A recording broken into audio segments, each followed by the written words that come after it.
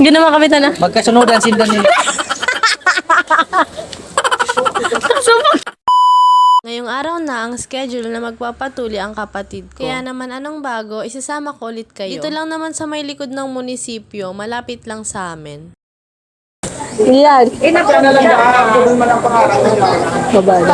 May mga nakita akong bumili ng putong bigas kaya naisipan ko din bumili. Masarap talaga to, lalo na bagong luto. Bumili rin ako ng snacks, madami kasing nagtitinda dito. Dito na ako sa loob ng munisipyo kumain para hindi masyadong mainit. Bandang 8 kasi kami dumating tapos sobrang haba pa ng pila. Tapos 10 AM na nag-start yung pagtuli. May libre din sila ditong goto, pampatagal siguro ng kaba. Sobrang haba ng pila dito kasi libre lang to sa barangay. Kitang-kita din sa ibang bata na kinakabahan. Sa sobrang init ay bumili muna ako ng soft drinks. Tumambay din muna pala ako dito sa plaza kasi may wifi at mahangin. Pagbalik ko nga ay sobrang haba pa din ng pila. Kaya uuwi na muna ako kasi matagal pa naman si Gian. Sakto naman paglabas ko nakita ko sila papa. Kaya sumabay na ako sa kanila pa uwi. Kumain muna kami ng lunch. Mga 1 PM bumalik naman ulit kami. Pinagtripan nga namin to si Sir at si Nighty. Takot na takot kasi.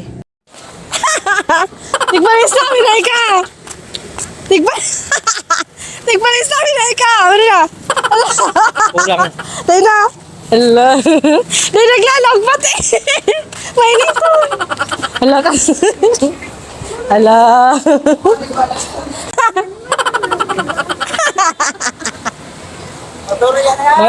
Diyan nata kay ba na ka nasalis pa. Ayo! Pating patras! Hindi naman kami na. Magkasunodan sila nila. Kasubag mo na! Kaedad naman kay kuya mo. Kuya! Mansay. Singit na naig di ma! Duman man para matapos na ang problema. Tigpalis na ka ni Papa! Naig di sunod ka na! Tigpalis mo na! Tigpalis na ka rin ni Papa! Isiri, tigpalis na yung sa pila! Mana?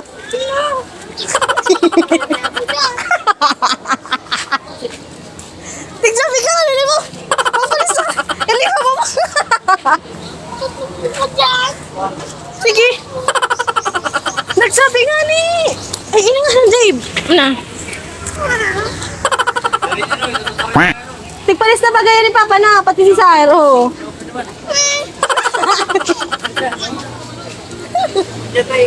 Ayo! Sunod na ka diyan! Sunod ka kay Kuya!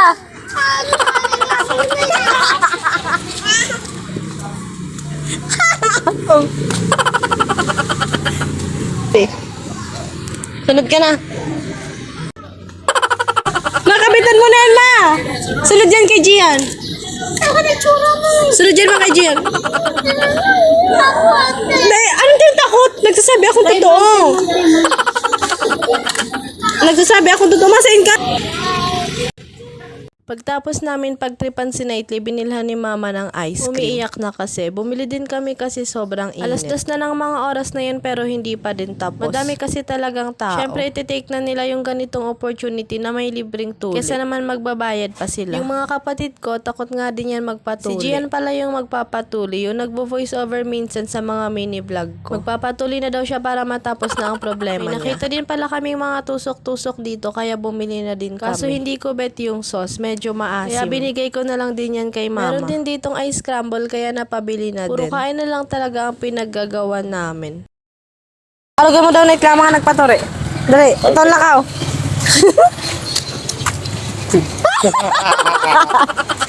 Naalala ko nung elementary ako, 3 pesos pa lang Nakakamiss yung mga presyo noon. 10 pesos nga lang baon ko nung elementary pero madami nang mabibili. Ewan ko na lang ngayon kung meron pa. After namin kumain, tiningnan ulit namin si Gian. Nasa unahan na siya kaya kabado na yan. Maya pa ay tinawag na siya at pinataas. Dun sa taas kasi sila tutuliin. Nagbihis muna sila bago papasukin sa room. May mga naririnig din pala kami kanina na umiiyak at sumisigaw. Maya pa ay lumabas na din si Gian. Sabi niya hindi naman daw siya umiyak pero hindi totoo. Sa isip-isip ko nga mabuti na lang naging babae. Kada may bababae, kabado yung mga bata. Yee! Amag! Ano na siya? Malo mo si Dave, ma?